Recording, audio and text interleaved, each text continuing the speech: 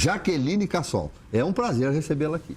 O prazer é todo meu, Sérgio, poder estar mais uma vez aqui participando do teu programa, né? E no momento agora, esse ano 2018, ano de eleição, muita coisa aí acontecendo e podendo falar, né, das andanças que eu tenho feito pelo estado de Rondônia, nosso estado querido. Para mim, um prazer enorme. Jaqueline, como é que está a nossa Rondônia? Olha, Sérgio, se você me perguntar do ponto de vista das pessoas, eu falo que Rondônia as pessoas são extremamente batalhadoras, são desbravadoras, não desistem nunca e lutam pelo nosso estado. Já com relação às estradas, agricultura, segurança pública, infelizmente, o nosso estado, aí quando eu falo estado no sentido político, né, estrutura política, tem deixado muito a desejar.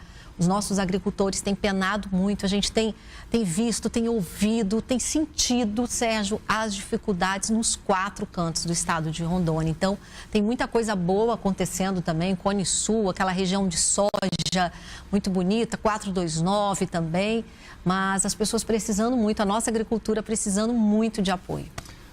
Jaqueline, como é que é carregar o sobrenome Cassol? É pesado demais ou é leve?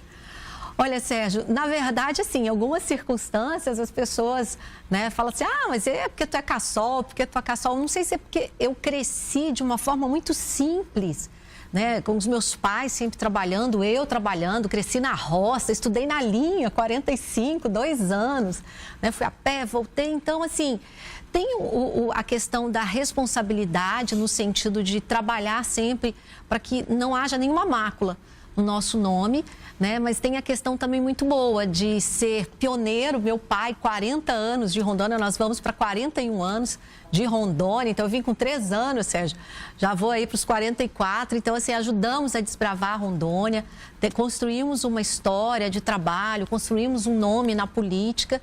E hoje eu tenho muito orgulho de poder também fazer parte, além de técnica, também fazer parte, né, da vida política e com um lado bom da política que as pessoas falam. Se é Cassol, palavra dada é palavra cumprida, né? E isso é o lema que a gente tem levado. Então é muito bom ser Cassol, sim. O que você já fez em Rondônia, Jaqueline? O que de todos os trabalhos que tu fizeste, o que mais assim te alegrou? Você achou, olha, isso aqui que eu fiz foi uma coisa boa para a nossa terra? Olha, primeiro que eu tenho 2 filhos nascidos em Rondônia, né? Então, assim, o Diogo de Porto Velho, a Giovana nasceu em Rolim de Moura. Então, embora eu não seja rondoniense nascida, mas eu sou de coração. O tempo que eu estive no Detran, Sérgio, foi um tempo, assim, 3 anos em que eu fiquei no Detran, pude deixar minha marca, tinha uma equipe maravilhosa, os servidores do Detran, tanto o pessoal que era concursado, quanto os comissionados, e nós podemos mostrar que o Detran realmente era um órgão sério, que tinham os valores na época não eram esses valores absurdos de hoje, existia educação de trânsito voltado realmente para o lado educativo, para que as nossas crianças começassem desde pequenininhos a realmente ter a consciência da responsabilidade no trânsito. Então, assim, fiz muitos amigos. Hoje eu vejo, Sérgio, assim, eu já contribuí muito com o estado de Rondônia no sentido de como técnica, já trabalhei na prefeitura, no Ministério Público, hoje resido em Cacoal, ando o estado inteiro como presidente do partido. A gente tem, assim, eu vejo que nos meus 40 anos de Rondônia, né, eu contribuí bastante naquilo que eu pude, como advogada também, como servidora, e acredito que posso contribuir muito mais, porque quanto mais o estado de Rondônia crescer e for mais próspero, né, automaticamente os meus filhos serão mais prósperos, as nossas empresas serão mais prósperas e é um estado maravilhoso. Muito bem, olha só, você está nos acompanhando aqui agora pela Record News e depois, se perdeu alguma coisa, se quiser rever mais alguns detalhes, se quiser rever grandes entrevistas que a gente fez aqui com Daniel Pereira, com o Ivo Cassol, com Léo Moraes, com Gesualdo Pires, com tanta gente, você vai lá no site Gente de Opinião e acessa o site e assiste a entrevista na íntegra. Por que tu acha que chegou a hora de concorrer a uma vaga à Câmara Federal, aí para Brasília, representar o estado? Bom, Sérgio, eu em 2014 saí candidata a governo, tive até a honra de também ser entrevistada por você, de estar no estúdio várias vezes.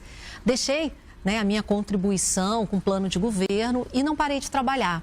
Eu vejo que hoje, mesmo não tendo um cargo público ainda, eu tenho ouvido, eu tenho estado e sentido as necessidades do nosso povo nos 4 cantos do estado de Rondônia, levado sempre para o nosso senador Ificaçol, que tem destinado muitas emendas, e me preparei, né, no decorrer da minha vida, com a formação no lado do direito, mas principalmente trabalhando com as pessoas, ouvindo as pessoas, me preparei para estar defendendo as pessoas do estado de Rondônia através de um plano parlamentar em que a gente possa dar oportunidade de emprego, primeiro emprego para os nossos jovens, criando uma legislação que possa criar benefícios para o empresário, criando oportunidade de cursos, tanto no nível técnico quanto de graduação para o jovem do campo, para que ele não venha para a cidade, mas que ele tenha formação no campo e lá ele possa, juntamente com a família dele, tirar o sustento dele e não ter aquele êxodo que a gente vê, as pessoas vindo para a cidade e depois os jovens não retornam mais. Também com relação às mulheres, hoje eu vejo que nós somos maioria, as mulheres são maioria, nós somos 52%, representamos menos de 15% no cenário político e nas grandes empresas, em várias situações, e nós precisamos ocupar cada vez mais os nossos espaços. Eu falo sem competir com os homens, Sérgio, tem lugar para todo mundo, mas através, né, da força da mulher, políticas públicas que capacite mulheres também através de um design de sobrancelha, manicure, ensinando a fazer um bolo, porque se ela quiser ficar em casa, eu sempre falo, Sérgio, o lugar de mulher é onde ela quiser estar. E se ela quiser estar em casa, cuidando do marido e dos filhos, e está feliz, qual o problema? Né? E ela pode fazer um bolo e vender se ela quiser. Então, são essas coisas como projetos também de fortalecimento da questão das fronteiras no nosso estado, para que aumente a segurança. Então, eu comecei a perceber que o parlamentar, ele pode, muito mais do que emendas, às vezes, para equipar prefeituras, pode ajudar muito mais o estado a crescer. Então, acredito que, se for da vontade de Deus e lá na frente, né, as pessoas acreditarem nesse projeto, que agora é uma pré-candidatura, né, nós estamos aí à disposição, o nome à disposição do partido, para que venham as convenções, né, e aí esperar. Acredito que você é a única mulher presidente do PR em nível nacional. O que isso representa? Bom, na verdade, o Partido Progressista, né, o PP, eu fui do PR, Sérgio, quando eu fui candidata a governadora. Eu fui pelo PR. Em 2015, eu migrei para o PP e assumi a presidência dos progressistas. PP, não do... Então, assim, dos 27 estados do Brasil, eu sou a única mulher que preside um diretório estadual. Então, assim, é interessante que, às vezes, eu me deparo em algumas reuniões, em mesas que tem 12 homens e somente eu de mulher, mas eu falo que bom, porque nós mulheres, se nós podemos ser atriz principal, por que a gente vai ser coadjuvante? Se nós podemos ajudar, né? Então, isso é bacana, Sérgio. Eu vejo que a gente pode ter uma visão de que a mulher, né, ela também tem condições de gerenciar um partido. Aqui no estado nós temos também, né, a Rosária Helena, do PROS, a deputada Mariana Carvalho, que também é presidente do PSDB. Então, assim, são mulheres que estão realmente ocupando os espaços e fortalecendo o partido com a união das mulheres, dos jovens, dos homens, porque todos são essenciais no processo democrático. Uma pergunta capciosa. As mulheres oxigenam a política ou elas são engolidas pela política tradicional daquele toma lá da cá? Olha, Sérgio, no começo, quando eu comecei a andar pelo estado, eu percebi que muitas mulheres, elas deixavam de sair de casa para assistir uma palestra, para debates políticos, justamente por essa questão da política antiga não dar espaço para as pessoas. E na maioria dos artigos, eu leio muito sobre isso, a maioria dos artigos a nível nacional falam que os partidos não dão condições para as mulheres, que os partidos não destinam recurso, que os partidos isso. Só que eu me deparei com uma situação completamente inversa. Por quê? Porque nós fazemos movimento para as mulheres, nós fazemos palestras, workshops, seminários e o público é muito pequeno. Então, o que a gente percebe que muitas mulheres, às vezes, elas preferem investir na carreira profissional do que envolver necessariamente na política. Porque a mulher, ela acaba tendo jornada tripla. É verdade. Ela tem a profissão dela, ela tem a casa e aí ela ainda tem que fazer política. Se ela é uma sortuda como eu, que tenho um marido maravilhoso que me acompanha, meu parceiro, né, então ela consegue sair na frente. Mas muitas das vezes não tem nenhum apoio da família. Mas eu vejo que a gente não tem que se deixar ser engolida. Eu vejo que a mulher, aos poucos, ela tem ocupado nas próprias empresas públicas. Se a gente for as empresas privadas, Sérgio, hoje, a nível de Brasil, 60% dos detentores de certificado de nível superior são de mulheres.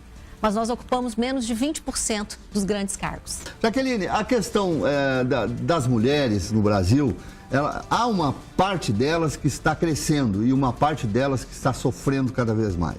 Essa violência contra a mulher, em que Rondônia é um dos estados onde mais se registra violência contra a mulher. Como é que tu analisa isso? Olha, lamentável, Sérgio. E, infelizmente, Rondônia, no cenário nacional, é um dos estados com maior índice de violência doméstica contra a mulher. Quando candidata em 2014, uma das bandeiras que eu defendi era justamente a questão do acolhimento humanizado. Porque recentemente até participei de um debate na OAB no Dia da Mulher, em que algumas mulheres pontuaram que, por que não existe na delegacia um tratamento humanizado? Por que não funciona final de semana? Porque o grande índice, Sérgio, para você ter uma ideia, o índice maior de violência é finais de semana, feriados e quarta-feira, porque tem jogo. A delegacia, ela não funciona 24 horas. Muitas vezes, as pessoas que estão lá para recepcionar essas mulheres, alguns não são mulheres, são homens.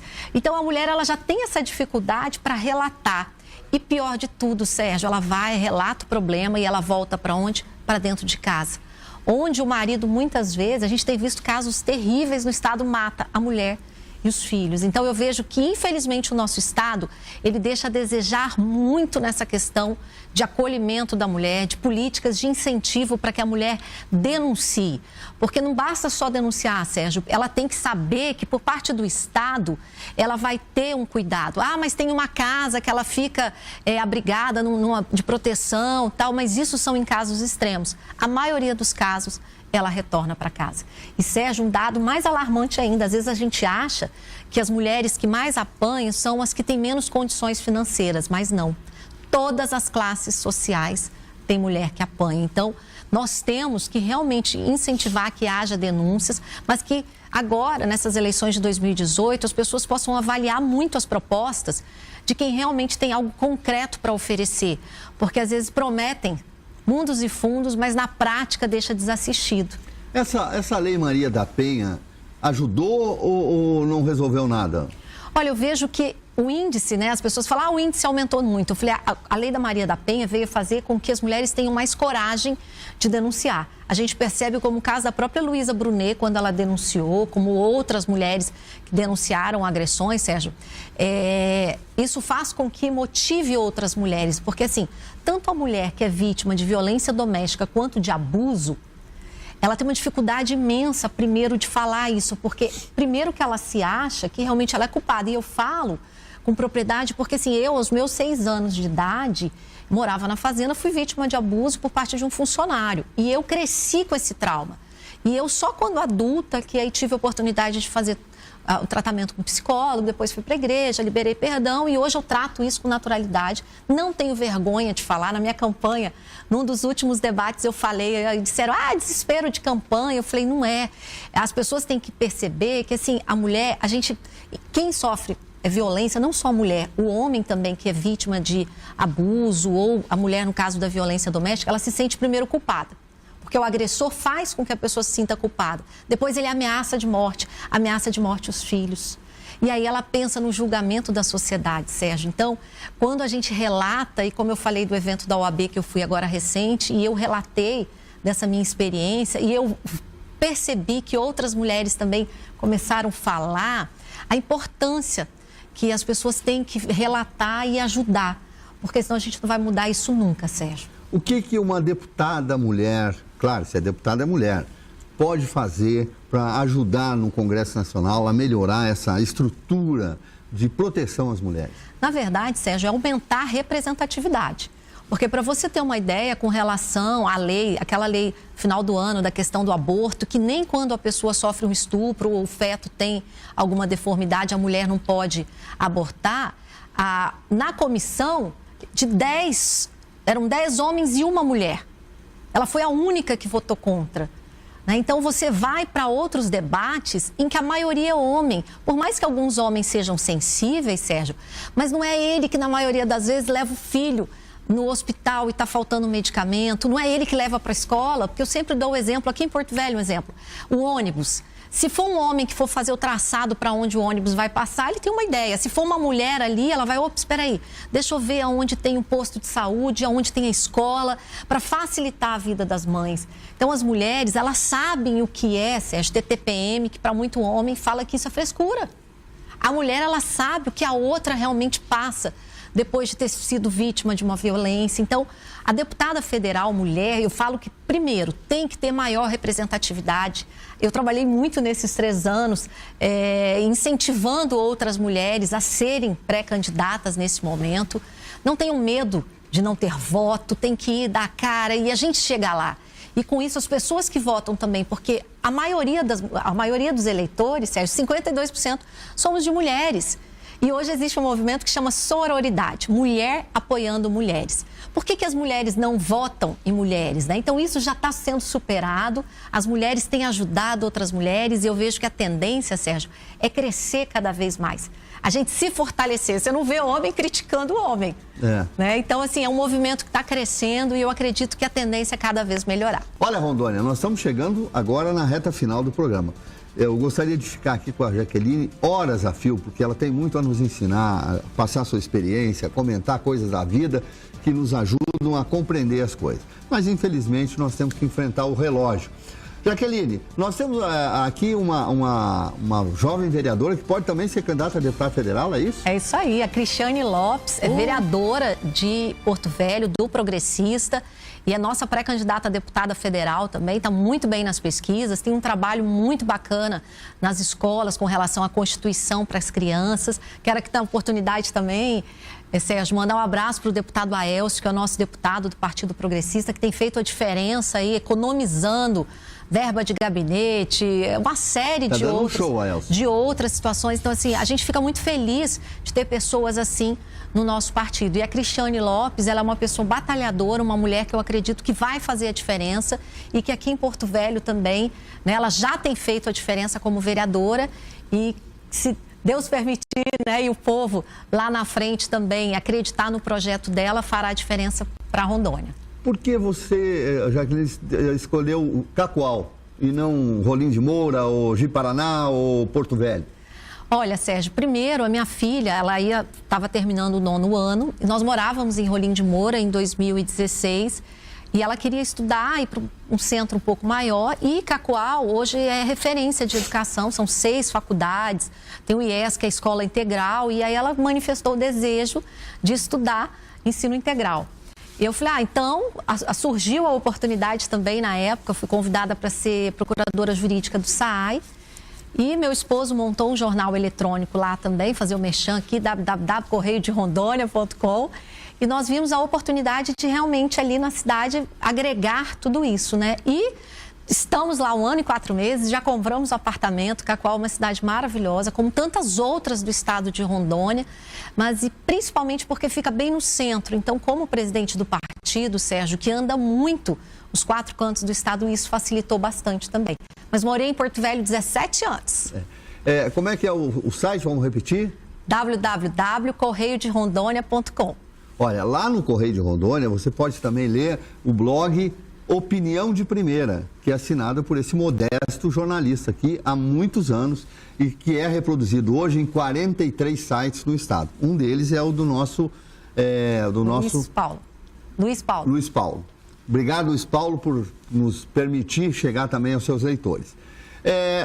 Qual é o futuro que tu prevê para Rondônia? Rondônia é um estado que vai crescer no agronegócio ou nós vamos ter outros caminhos, Jaqueline? Olha, o agronegócio, a agricultura hoje no nosso estado, ela é a mola propulsora, Sérgio. Não adianta a gente dizer que tem indústria, pode um novo governo, e com fé em Deus acredito que o nosso pré-candidato a governo, Ivo Cassol, vai chegar lá, tem que realmente ser uma pessoa que coloque Rondônia para crescer novamente, porque maquiar o estado hoje está muito bem, maquiadinho lá para fora, mas em termos de desenvolvimento falta tudo.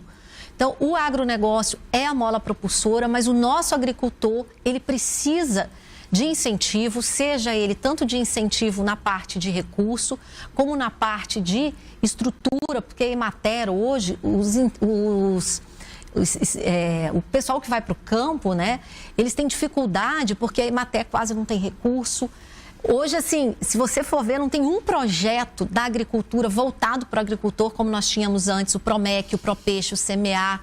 Então, isso tudo, Sérgio, faz com que, infelizmente, o Estado, às vezes, não consiga produzir o tanto que ele tem como potencial. Mas, na minha fala inicial, eu falei, nós temos um Estado com pessoas extremamente positivas, que acreditam no desenvolvimento. Então, mesmo diante dessas dificuldades, o Estado tem crescido, as pessoas têm acreditado, né? E aí algumas tecnologias vieram para ajudar isso cada vez mais. E Rondônia, eu tenho mostrado no meu Instagram, no meu Face, Jaqueline Cassol, como o nosso Estado é um Estado lindo, com belezas naturais, com patrimônio histórico como o Forte Príncipe da Beira e tantos outros atrativos. Perguntinha fácil, moleza. Ivo Cassol vai ser candidato ao governo? Ivo Cassol já é nosso pré-candidato a governador do Partido Progressista, e não apenas porque a Jaqueline ou o Partido Progressista quer, Sérgio, mas porque nos 4 cantos do estado de Rondônia as pessoas têm pedido pelo Ivo Cassol. Então, por mais que a oposição diga que não, que ele não sai, que ele não registra, deixa a oposição falar o que ela quiser, né? Nós estamos aí trabalhando para isso, o Ivo tem feito as visitas, tem mostrado o trabalho dele e já é nosso pré-candidato. Né? Tá muito bem nas pesquisas, mas a gente sempre teve aquela questão de que não existe política ganha até a apuração total dos votos, depois das 5 da tarde, né? Então tem que trabalhar, tem que ir para campo. O Ivo tem aí um trabalho que ele tem mostrado a diferença, ele fala aquilo que realmente ele acredita, ele não é banana. Eu falo que nós precisamos de governantes que tenham coragem, que tenham peito para realmente denunciar, ir para cima, enfrentar situações, porque só assim o Estado volta a crescer. Jaqueline, nós temos alguns minutinhos ainda, eu gostaria que você dissesse o que você vai dizer para o rondoniense quando for bater na porta e pedir voto. Olha, Sérgio, eu já tenho feito, não pedido voto, porque eu vejo assim, eu sou contra aquela questão da politicagem só de 2 em 2 anos. Eu tenho conquistado amigos nos 4 cantos do estado de Rondônia, eu tenho levado, né, o anseio da comunidade e tem, como eu falei aqui na questão de plano parlamentar, de projetos que eu vou estar mostrando. Tem meu site, o www.jaquelinecassol.com.br, que tem a minha história, o meu Instagram, meu Facebook. Então, assim, a gente não quer ser melhor do que ninguém, Sérgio. A gente quer fazer diferente. Aí algumas pessoas falam para mim, você é idealista, Andorinha só não faz verão. Eu falei, não faz verão, mas espana o bando. Então, eu quero fazer diferente. Como é esse diferente? É, como eu te falei aqui no decorrer da entrevista, com projetos pautados no empreendedorismo, no desenvolvimento do nosso estado, no crescimento e na capacitação. Porque a gente não tem que apenas dar o peixe, a gente tem que ensinar a pescar, Sérgio. Se nós queremos um estado próspero, e a bandeira principal não deixa de ser educação, né, em todas as áreas, porque quanto mais as pessoas sabem, mais elas aprendem, mais o nosso estado desenvolve. Muito bem. Olha, nós queremos agradecer muito a sua presença. Mais uma vez, foi um grande prazer em recebê-la aqui. Queremos que você tenha sucesso, que você tenha uma carreira importante pela frente, porque as mulheres estão ocupando espaço e as mulheres das nossas vidas estão nos ajudando a melhorar, não só a cada um de nós, mas ao nosso país. Jaqueline, obrigado. Eu que agradeço, Sérgio, um prazer enorme estar aqui, poder participar do teu programa, você que é um amigo que a gente já tem se conhecido bastante tempo, né? Então, assim, muito obrigada pelo carinho, a você que está em casa, obrigada pela audiência e que nós possamos cada vez mais ter a certeza que juntos nós somos mais fortes e vamos mais longe. Muito bem, eu quero dedicar o programa de hoje ao meu querido, amado amigo Chagas Neto. Está passando por um problema de saúde muito sério e nós, Chaguinhas, estamos aqui numa torcida desesperada para que você volte logo, volte inteiro, volte melhor do que antes para continuar a sua vida, porque nós precisamos de você perto de nós. Para você aí de casa, um grande abraço, que tenha uma semana tranquila, nada de encher a cara e sair por aí dirigindo, proteja a sua vida, porque você é importante para todos da sua família, para os seus vizinhos, para os seus amigos. Nós temos que nos proteger para cuidar do que nós temos de mais precioso. Até a próxima edição do Direto ao Ponto.